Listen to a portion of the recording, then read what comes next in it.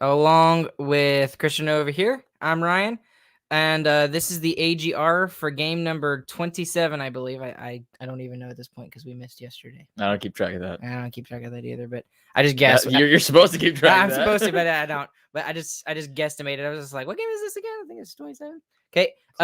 This is the AGR for game number 27, we think, against the Chicago Blackhawks, and Stars win tonight in overtime with the final score of 4-3. Lots of things to talk about here in this game tonight, Chris. But before we get into that, we do want to say thank you to DraftKings for sponsoring us and also the Hockey Podcast Network. Make sure you go and use that promo code THPN next time you use their app for just a special little offer from them. And that lets them know that we're the ones that sent you. And yeah, we appreciate them for sponsoring us, sponsoring this episode, and the whole network. So anyways, Chris, how's it going? Going okay? It's going well. I would also like to welcome them into the temporary Starcastic Remarks studio. We are at home for Christmas, and I guess this is where we're going to be doing it, maybe. Yeah, for the most part, for the next couple of weeks while all of us are here. And I think maybe even Zach will do one. Although we might not get These people probably don't even know who Zach is. Yeah, honestly, that's true. So. Well, we got to get into a couple of things here tonight. Well, but first, it's been a while, and it was very ugly, but GG boys. Right. So obviously tonight the Stars in their 5-game skid. Most of it on the road. I guess skid is avalanche. Yeah. I guess you could call it Rock an avalanche. fall. It was bad. Yeah. But anyways, they get rid of their 5-game losing streak. You know, we're back in the win column for the first time in a little over a week. Yeah. And it's nice to see us on the board. Unfortunately, it does come at the expense of Tanner Kero, which we should probably mention first off in the game tonight. So Chris, I'll let you go ahead and have a rant into this, because looking at I was driving from home when I first heard about the hit. And when I heard about the hit, at first it sounded like it was just a big hit. And, you know, that it was a clean hit. And, Tanner Kero just got destroyed in his own zone. But I got home, and the first thing I said, I didn't even say, hi, guys. I said, how bad was the hit? And, after looking at the hit, it's bad. Yeah, it's disgusting.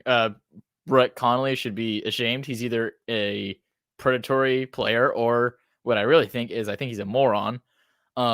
He's just a big goof who's barely in the NHL at all. What he did tonight, he was trying to set the tone of the game and make an impact, because he's a player who can't do it any other way. And he does it by stepping up and delivering pretty much a straight headshot to Tanner Kero when Tanner Kero is nowhere near the puck. It's definitely interference. He turns directly into him and tries to hit him. He may not have been trying to injure him. I don't think he was trying to injure him, but he was trying to hit him, and he was trying to hit him hard, and he was trying to make a statement. And he's just an idiot. It's the stupidest play I've ever seen in my life. That was the worst scene we've seen in the AAC since the Peverly incident, where he died on the bench. That was pretty bad, yeah. And it's disgusting. I mean, Kero's going to be out for a while. Luckily, the report said that he was sent to the hospital as a precautionary measure. So that means most likely he didn't need to go, but they sent him anyway. But he probably has a terrible head injury, and who knows how long it'll take for him to come back. But for Connolly, he should be suspended for at least 10 games, in my opinion. Really? I think that's a little extreme. It's at least 10. Well, the puck's nowhere near him. He intentionally hits a defenseless guy who's not ready for a hit and is trying to hit him hard. I mean, I don't know. Like if there's ever going to be 10-game suspensions in the NHL anymore, this is it. I mean, this is one of the dirtiest plays of the year so far. Yeah, and it's funny to think that, Jason Spezza, former Dallas Star Jason Spezza, had a 6-game suspension. Jason Spezza, that's like, he's one of the most upstanding guys in the NHL. So you think that a hit like that, well, I mean, it was lowered to 4 games by Gary Bettman, but regardless. So you do think that was my next question, is that you think that it should be 10 games? Yeah, I mean, at a minimum or a maximum? At a minimum, in my opinion. Really? I mean, when I first saw the hit and when I was really fired up, I said 20.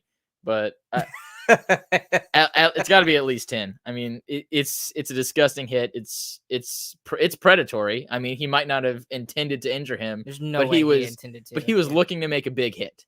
That he started this game with that intention, and he was going to do that to try and make his presence known because he can't score. Right. And that's what it is. He's a terrible hockey player who can't score, so he tried to do something to make an impact and try and keep himself on the NHL roster, which he can't do. He's going to get sent down. So he's just a big doofus, and he better be suspended for a very long time. I don't think it's going to be 10 games. I do think it's going to be several games. I mean, I think at a maximum, I would expect about 6. 6 at a maximum? At a maximum, yeah. Spezza got 6. I know, but that Spezza's was nothing compared to this. Spezza's was extremely predatory. And this wasn't? The guy doesn't have the puck, is looking behind him, and gets hit in the head. I mean, I'm not saying it wasn't a bad hit. I'm not at all. It's got to be worse than Spezza's. I mean, and I agree with you. That doesn't mean it's going to be 6 games because the league sucks at dealing out punishment for stuff like this. Yeah. But it's that I will agree with. It's worse than Spezza's, and then with my gauge, Spezza got 6. I think it's at least 4 games worse than Spezza's. If he gets 8, I'll say fine, whatever. But if it's less than 8, I'm gonna be pissed. So average it between the two of us and say 8 games. Yeah. Okay. So between the two of us, we think it's an 8-game suspension for Brett Connolly in that predatory hit. The good thing, Cooper just brought in a quesadilla for Christian. Where's mine? Hey, you didn't ask for one, bro. I know, dude. What the heck? Okay, can I get one? No. Okay. All right. So anyway, that's the big storyline coming out of this game. So prayers out to Tanner Caro. Hopefully everything that was said, it looks like, we would think, at a minimum, he's got a major concussion, right? Yeah. Maybe a couple of bruised ribs, maybe. But well, he's very hurt right now. And look at him down on the ice, it should be okay. Yeah, looking at him down on the ice, he looked. I mean, he wasn't moving, and I mean, he was unconscious for multiple minutes. Yes, and Dad even mentioned something about the fact that he might have broken his neck because he mentioned the Mike Modano incident, how scary that was. It was a similar hit to the Mike Modano incident where the guy has no idea who's coming, and then this giant guy hits him very high. Mm-hmm. Well, and now I will get into like the predatory nature of this hit. I think it definitely was predatory. I don't think it was anything against Tanner Caro. I completely agree with your statement about this was a statement sent by Brent Connolly trying to up the ante of the game, try to get something going, get his team going because, they've been winning one, losing one, winning one, losing one well, for the past 2 weeks. And because he can't do it any other way because he sucks at hockey. Mm-hmm. Well, it just sucks that it was at the expense of Tanner Caro because, as much as we talk about him, not being – I mean, he's exactly what he is. He's a depth player. He's the 13th forward. And, when we don't have guys in, he's the one that kind of jumps up for us. But it just sucks that it's at his expense because he is a great guy. And this is a dude that has had to work his way up in the NHL, completely undrafted. And he's fought and clawed his way into the NHL. And he's done it the right way by not laying dirty hits and just being an overall pest like this guy did. I mean, that's all this guy is. He's a big body. That's his only positive. Right. So how long do you think he's going to be out for? I have no idea. I don't want to speculate on an injury or anything. So I'd rather just wait and see what's actually wrong.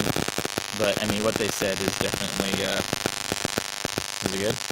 Yeah, the mic's kind of messing up a little bit. Hold on. There we go. Got it.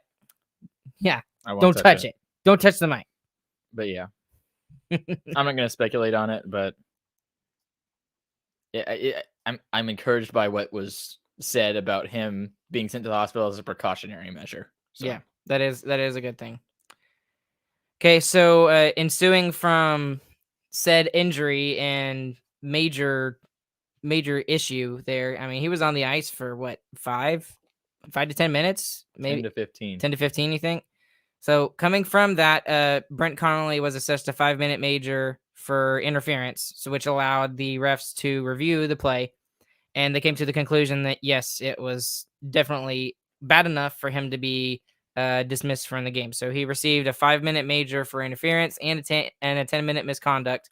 And the Stars go on the power play. Game misconduct. What did I say? We said 10-minute. 10-minute misconduct. Game misconduct. Okay. So he's out for the game, and he would not return either. So on the ensuing 5-minute power play, the Stars are able to score 2 goals, both by Mr. Joe Pavelski. So Joe gets his 10th of the year from Klingberg, and that's Klingberg's 12th assist of the season. Still no goals up to this point, but that would change. And then foreshadowing. And then Pavelski would get his 11th of the year from Rope Hintz and Alexander Radulov. So Hintz continues his hot streak, and both of the goals were good. I mean, they were both good goals. And Joe Pavelski, tends to not play like a 37-year-old. He doesn't seem like he's slowing down at all. And I guess it does help when you play with people like Hintz and Robo. Yeah, that's true. I mean, what he's doing right now is just crazy. I mean, it's like him and Ovechkin, and that's it. Those are the 2 old guys who are still playing really well. And I mean, good for us because Lord knows we need it. Yeah, because I don't know who else would be able to play with him at that point because goodness, with those 2 guys, I don't know what we would do without Joe Pavelski. Does he deserve a contract after this season from us? I mean, if we make it to the playoffs, yeah, but if not, I mean, you don't think he comes back? No, I don't think he'd want to come back. I think he wants to go somewhere where he can win a cup. Actually, he got close. He was 2 games away. Anyway, for the rest of the first period, I mean, how did you feel about the rest of the first period? Well, you missed the big part was the almost full 2-minute 5-on-3 power play. Yeah, that's true.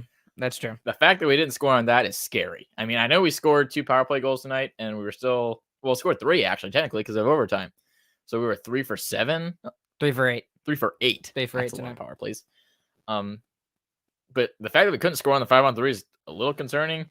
Maybe it was just one of those statistical anomalies. Like we still almost scored 50%, but the other percentage had to come from somewhere. So I don't know. It was weird. A little concerning, but not a lot.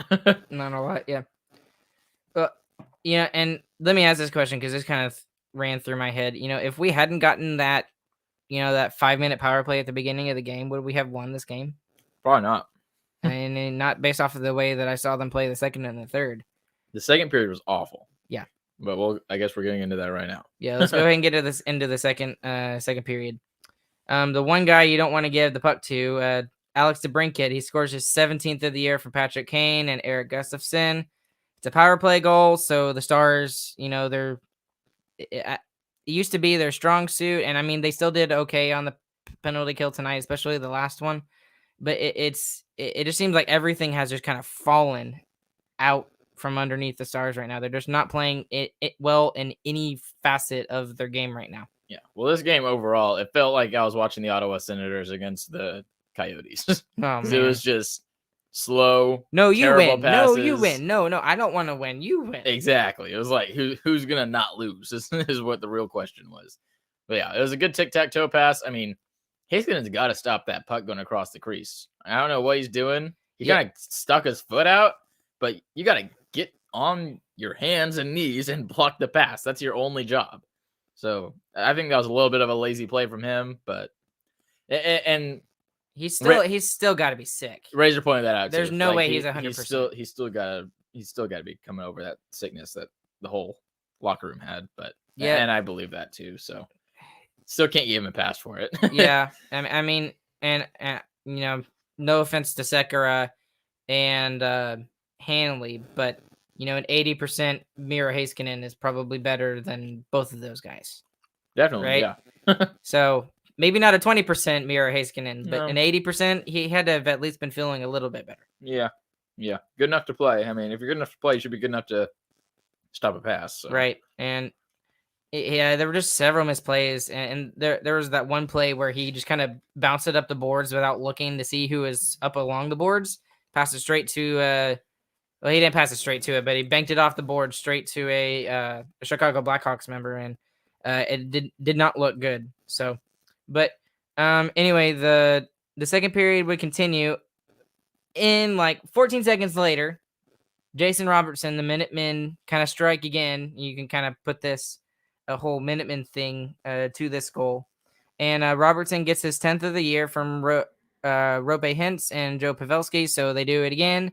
And they're still the only line that really does any kind of offense. But Stars are up 3-1 at this point. Yeah. And actually, I did watch the pregame tonight. But in the pregame, Razor pointed out over 40% of the goals scored by the Stars this year have been by those three guys.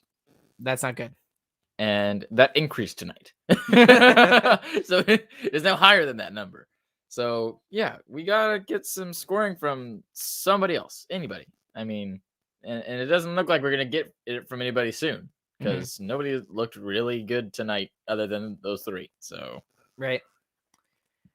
So I mean, it was a really good way to respond. I mean, absolutely perfect. You can't ask for anything better in the fact that you had a 2-goal lead, you gave up the 1 goal, and then you come back and you restore that 2-goal lead, not even 20 seconds later. And that's why we put that line out there too. I mean, it's a smart decision by Bones. I really like the lines that Bones put out there tonight. They did look good, yeah. I thought it gave good opportunities for our top line. I really like the checking line. I hate that Caro went out because I would have loved to see what Caro did on that line. It seemed like a really good fit for him. It was Glendening, Roffel, and Caro. I was like, no, it was Glendening, Foxa, and Caro. And I thought that was a good mix, but whatever. And I liked having Ben and Sagan back together, forcing them to make it worth their money. So overall, the coaching decisions tonight were much better than they were last night. Because last night, I don't know what they were doing. Thank you, Cooper. Yeah, look at that. See, Cooper? You see that? See that? He's bringing us food. I know. Even gave me like the salsa and everything. It's like 5-star quality. I know, right? Yeah. It has Colby Jack in it. Colby Jack cheese? Yep, that stuff expensive. It's like a 5-year age on that. I know, right? So, anyway, good response by the Stars there. Up 3-1 at this point. However, literally about a minute and a half later, the Blackhawks would score, to make it 3-2. It's Dylan Strome, his 3rd of the year from Hagel and Caleb Jones, who is the younger brother of Seth Jones. And I mean, it was a decent shot, but still, that's not a odd man rush that you want to give up if you're the Dallas Stars. Yeah, I mean, overall, it was just terrible plays by both teams this entire second period. Just turning the puck over every chance they got, like literally, it was pretty awful. Did not like it.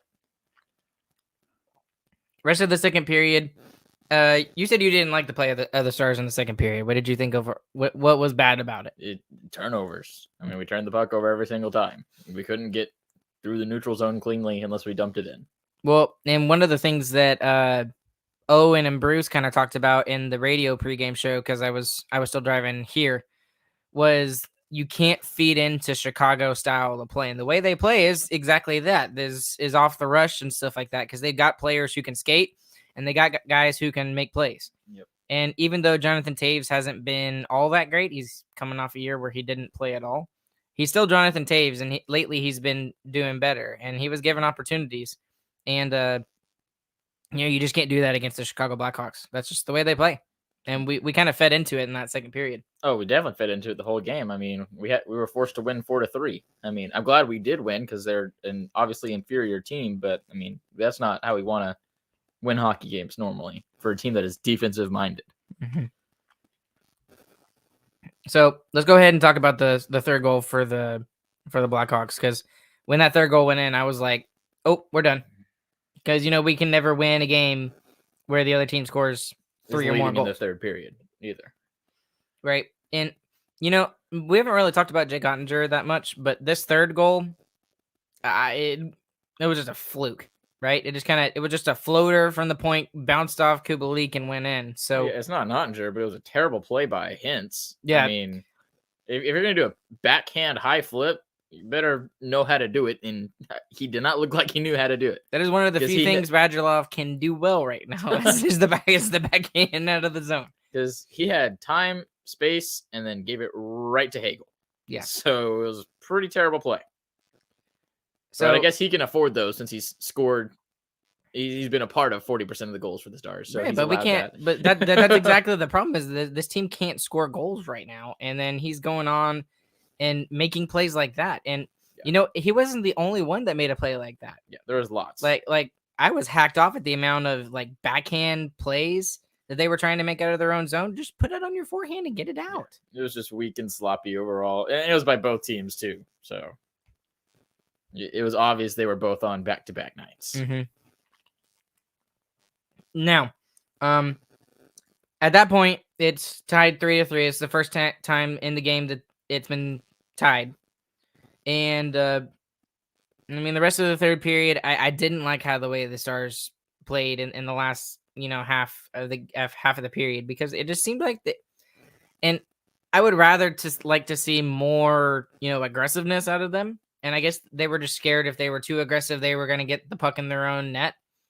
I thought they played pretty well. I thought they got a decent amount of chances and they weren't overly aggressive. And I mean, we talked about it before this month started. Since we're on this run against all the Central Division teams, we got to make sure we at least get points.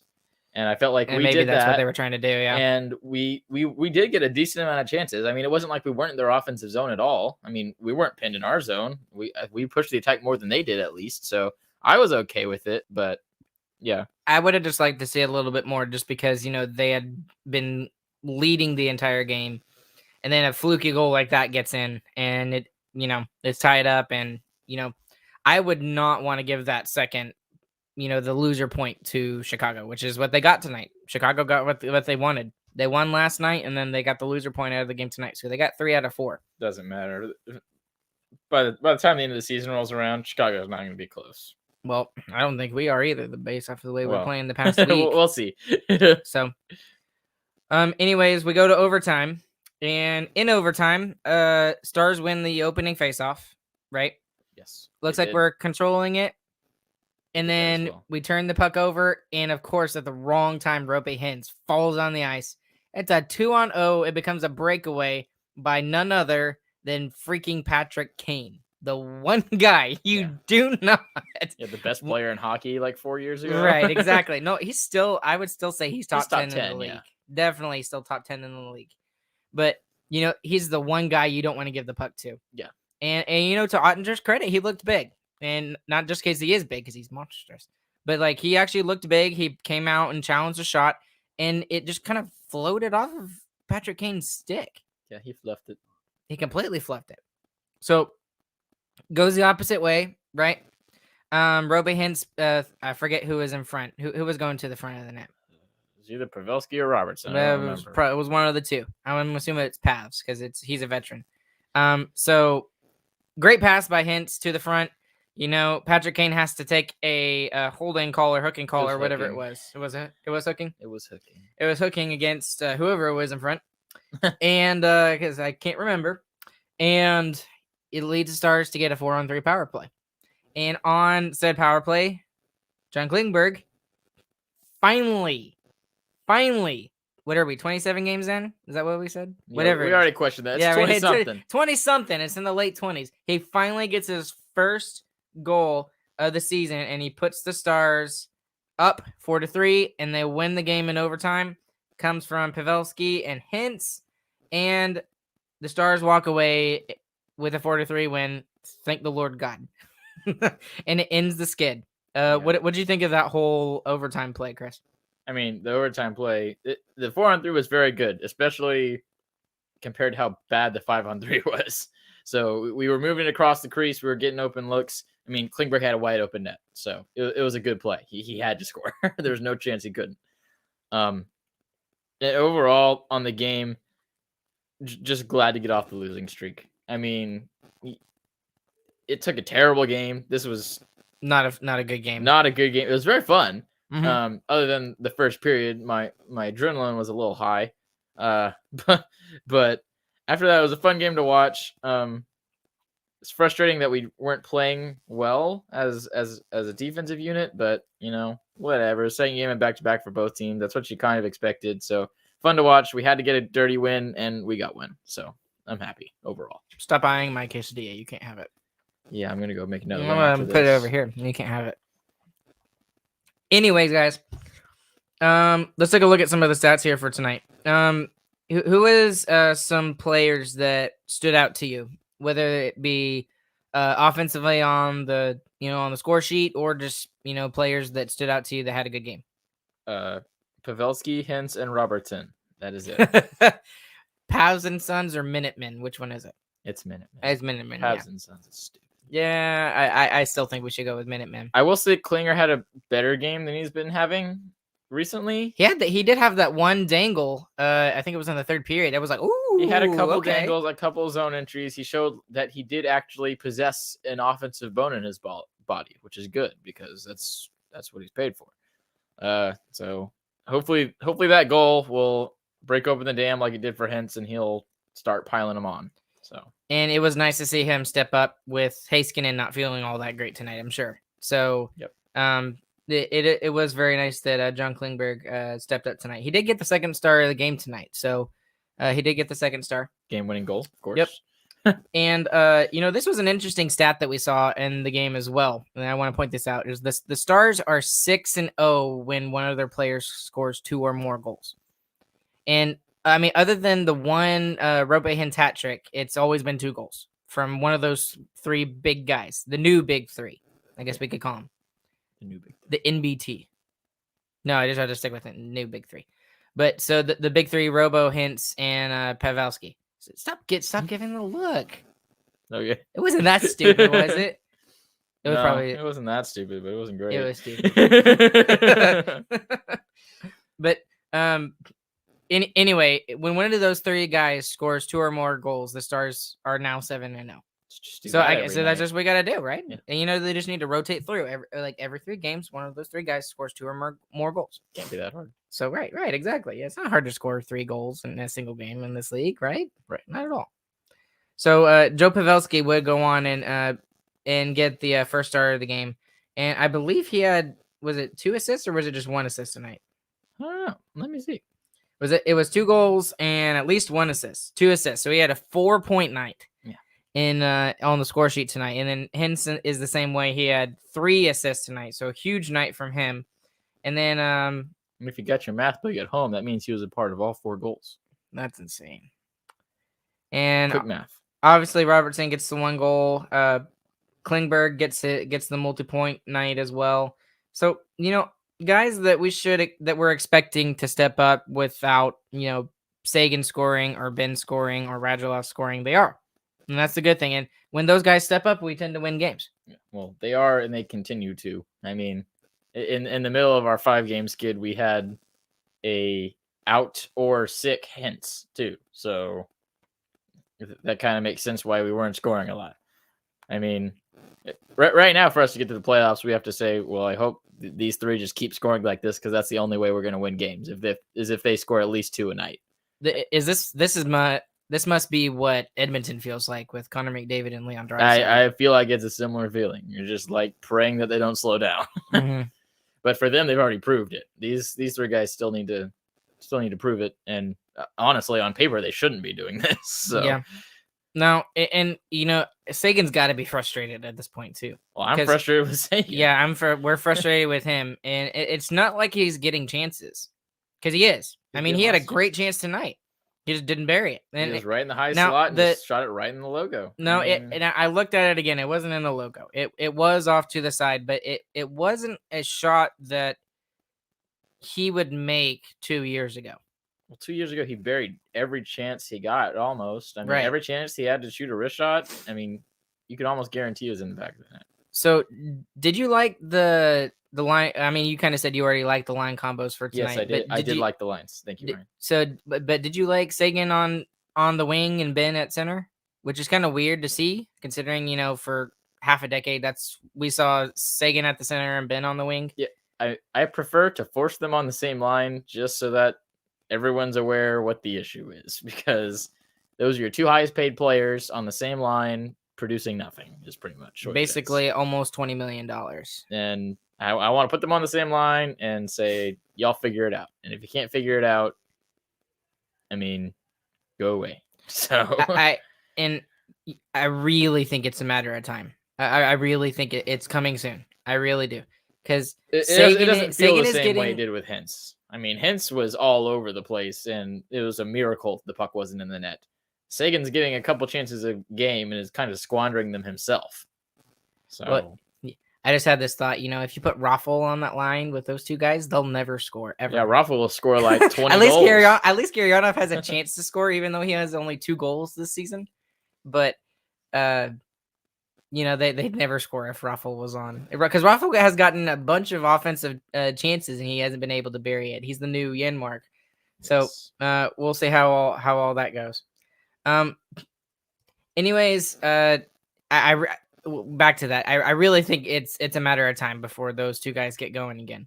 I hope so. And I mean, Ben has looked good, right? I mean, even despite the losses and everything, he's been one of the more noticeable players on the ice. He has looked like a very good third line center, which is what we need him to be. He's getting paid $9 million. He should be a great third line center. Yeah, he's going to be really a good third line center. I mean, come on, he's got to put off offensive production. So, all right. Well, one more thing before we call it a night tonight, Chris, and this is something that we need to talk about because it's it's running rampant through the league right now, and it's kind of a multi-question discussion here. But as you very well know, the Omicron virus or the Omicron variant of COVID, the Autobots, yes, the Autobots. The Omicron variant of COVID is kind of running rampant through the league right now. And it's forced the closure of several NHL teams. And I can't remember them off the top of my head, but I know for sure Vancouver is one of them. Nashville, who were supposed to play a week from Monday on the 27th. That's supposed to be their first game back after their supposed closure as well. And then, there's several other teams I'm thinking off the top of my head. And I mean, some of these teams had like their entire roster on COVID protocol.